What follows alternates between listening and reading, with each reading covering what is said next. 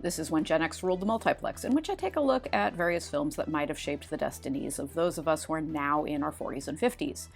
I've already looked at the influence John Hughes wielded over young Gen Xers in my analyses of 16 Candles, The Breakfast Club, and Pretty in Pink. Today I'm looking at 1986's Ferris Bueller's Day Off, written and directed by Hughes, which is about the madcap adventures of a trio of teens who contemplate their looming adulthood while outwitting some of the most buffoonish adults ever depicted on screen. In an upper-middle-class Chicago suburb, a high school senior named Ferris Bueller feigns illness while his worried parents fuss over him. Ferris is played by Matthew Broderick, whom we have already seen in two of his earlier starring roles in War Games and Lady Hawk. Broderick has had a long and successful career in film and theater, but he will always be most closely associated with the role of Ferris Bueller. Ferris's parents are played by Lyman Ward and Cindy Pickett, while his bitter and spiteful sister Jeannie, who openly loathes her popular and charming con artist of a brother, is played by Jennifer Grey, who was secretly dating Matthew Broderick during filming. Grey was already known at the time for the 1984 American teens battling Soviet invaders action film Red Dawn. She'd later shoot to stardom with her lead role in 1987's Dirty Dancing. While Jeannie is absolutely sure Ferris is faking his illness, his gullible parents are fooled by his antics. As soon as he's alone, Ferris looks straight at the camera and speaks directly to the audience to explain his methodology for feigning sickness. While blasting Zieg Zieg Sputnik's love missile F-111, he explains to viewers that he couldn't face going to school on such a nice spring day. Ferris will break the fourth wall, that unseen barrier between viewers and performers, by speaking directly to the audience at multiple times throughout the film. Ferris Bueller's Day Off is far from the first film to utilize this technique, but after Ferris did it in 1986, it became a screenwriter shortcut for instantly making characters seem fresh and cheeky. In the wake of this film's success, we'd increasingly see young and irreverent protagonists, like Saved by the Bell's Zach Morris, breaking the fourth wall in an attempt to replicate Ferris Bueller's winning formula. Ferris's school is Shermer High, the same fictional high school featured in The Breakfast Club, which suggests that The Breakfast Club and Ferris Bueller's Day Off exist in the same universe. An economics teacher notes Ferris's absence while taking attendance at the start of class. The teacher is played by Ben Stein, former speechwriter for Richard Nixon and future host of the game show Win Ben Stein's Money. Stein became an instant pop culture icon for the hilarious monotone drone he adopts while taking attendance or talking about the Smoot-Hawley Tariff of 1930. Ferris's classmates include the original Buffy the Vampire Slayer, Christy Swanson, who had a small role in Pretty in Pink, as well as Mulholland Drive's Scott Coffey and Drugstore Cowboy's Max Perlich. Also absent from class is Cameron Fry, Ferris's uptight and neurotic best friend, who is lying in bed, sick and miserable and consumed in self-pity. Cameron is played by Alan Ruck in his most famous role, though you've also seen him in Speed and on the sitcom Spin City. Prior to Ferris Bueller, Ruck and Matthew Broderick had starred together on Broadway in Neil Simon's Biloxi Blues. Ferris calls Cameron to insist his illness is all in his head and to order him to pick him up so they can spend the day together. Cameron, who is deeply resentful of all the crap Ferris puts him through on a daily basis, does this with great reluctance. Shermer High's Dean of Students, Ed Rooney, who has a fiery loathing for rule-flouting golden boy Ferris, is certain Ferris is faking his illness. Rooney is played by Jeffrey Jones, who I already discussed back in my analysis of Howard the Duck. As rumors spread throughout the school that Ferris, who is beloved by students and teachers, is on the verge of death, Rooney rants to his perpetually chipper executive assistant Grace that he's going to prove that Ferris is playing hooky. In a scene-stealing performance, Grace is played by Edie McClurg, well known in the 80s for the sitcoms The Hogan Family and Small Wonder. The school nurse, played by Broadway star Virginia Capers, calls Ferris's girlfriend Sloane out of class to break the news that her grandmother died. Sloane is played by Mia Sara, who'd starred opposite Tom Cruise in Ridley Scott's Legend the previous year. She'd go on to play popular Batman villain Harley Quinn in the 2002 live-action Birds of Prey TV series. Ed Rooney immediately and correctly suspects Ferris is scheming to get Sloane to skip school with him.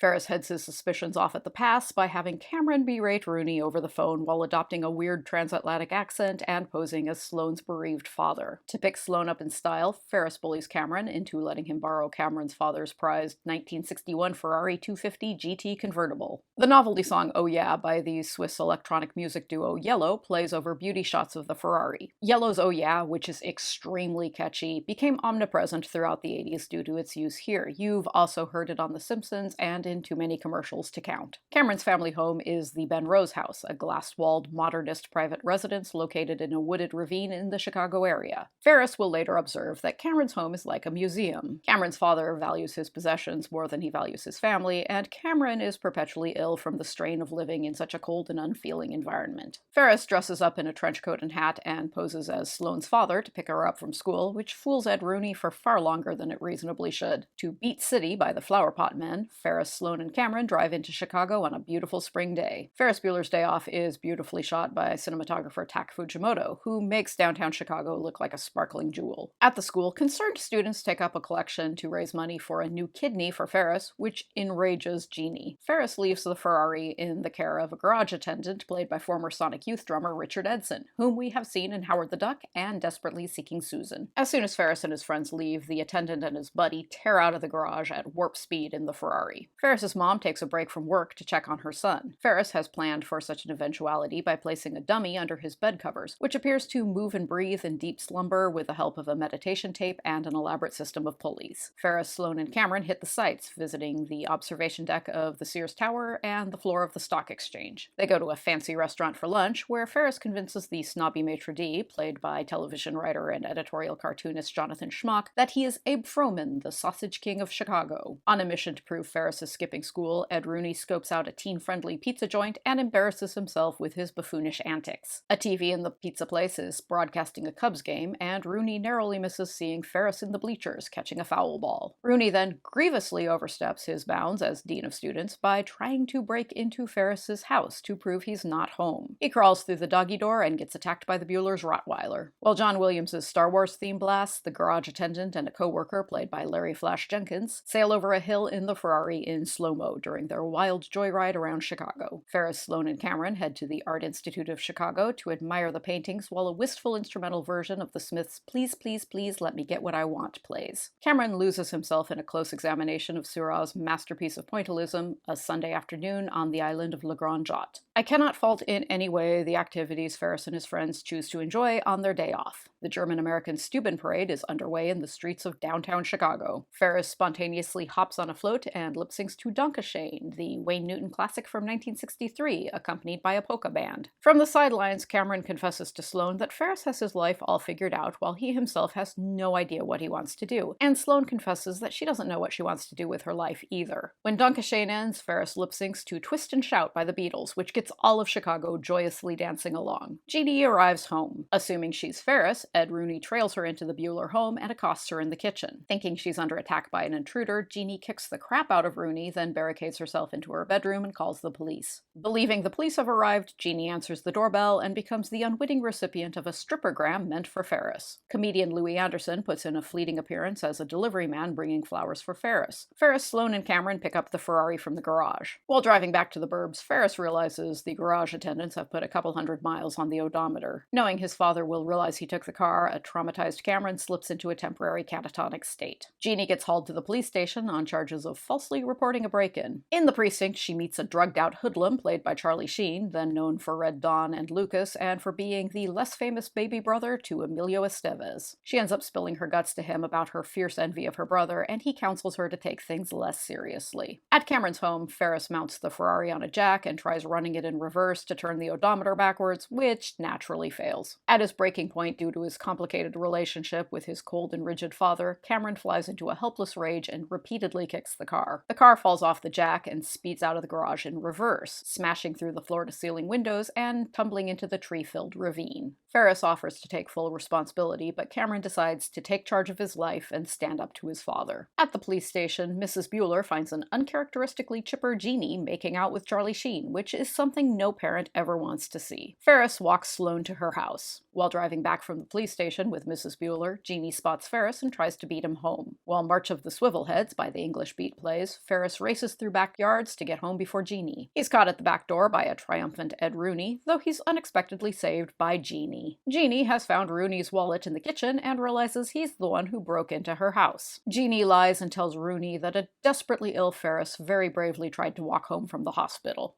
Ferris manages to get into bed just in time to convince his parents he'd been home all day. As Oh Yeah plays over the end credits, a battered and broken Ed Rooney suffers one final humiliation when he discovers his car has been towed and he's forced to take the school bus home. There's a post-credits tag ending of the type the Marvel Cinematic Universe would later make ubiquitous, in which a bathrobe-clad Ferris pads into frame and tells viewers the film is over and we all need to go home. A big hit in theaters, Ferris Bueller's Day Off spawned a 1990s sitcom. Mostly remembered for starring a pre-Friends Jennifer Aniston as Jeannie, the sitcom only lasted for a handful of episodes before cancellation because it wasn't able to replicate the infectious charm of the original film. John Hughes wrote the role of Ferris with his frequent collaborator Anthony Michael Hall in mind and envisioned Emilio Estevez as Cameron. Just to make this hypothetical Breakfast Club reunion complete, Molly Ringwald was briefly interested in playing Sloane. No disrespect meant to Hall, Estevez, and Ringwald, who have each turned in stellar work in Hughes' other projects, but I'm so very glad this film didn't go in that direction. On the page, Ferris is a spoiled and selfish kid who lies and schemes and bulldozes his way through people to get exactly what he wants. As portrayed by Broderick, though, Ferris has a playful sweetness to him that neutralizes his negative traits. While it probably wouldn't hurt Ferris to experience some repercussions every once in a while, we're left with the impression that Ferris genuinely wants the best for everyone, and that's largely due to Broderick's performance. Ferris is that rare example in 80s teen films of a kid who's popular not because he's a jock, or he's rich, or he's irresistible to girls, but simply because he's quirky, charming, and fun to be around. A theory has been floating around the internet for several years that Ferris does not actually exist in the film. Instead, he's a compartmentalized part of Cameron's personality that emerges whenever Cameron is under stress. This is known as the Fight Club theory, for reasons that should be obvious to anyone who's ever seen or read Fight Club.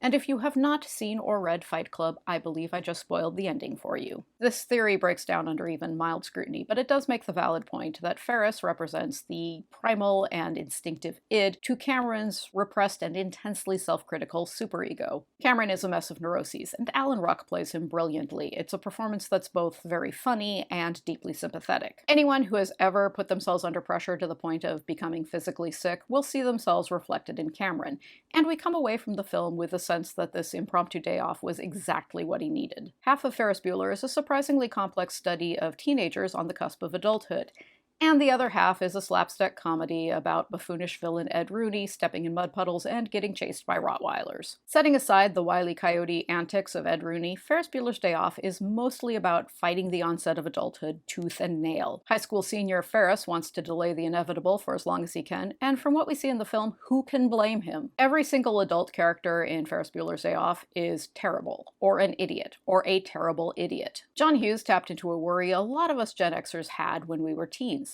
What's going to happen when we grow up? Are we going to turn out like our parents or our teachers, or is there another path open to us? A lot of us are still grappling with what it means to be an adult, even though the very youngest Gen Xers are now in their 40s, and about half of us now qualify to join the AARP. Amidst all the disappointments of life and the stresses and uncertainties of middle age, it's not the worst idea to occasionally step back and listen to some words of wisdom uttered by a fictional teen in 1986. Life moves pretty fast. If you don't stop and look around every once in a while, you could miss it. Next time, I'm going to look at 1987's Cherry 2000, about one man's journey through a dangerous post-apocalyptic wasteland to find a replacement for his broken sex robot. Thank you so much for joining me here today, and I'm looking forward to seeing you later.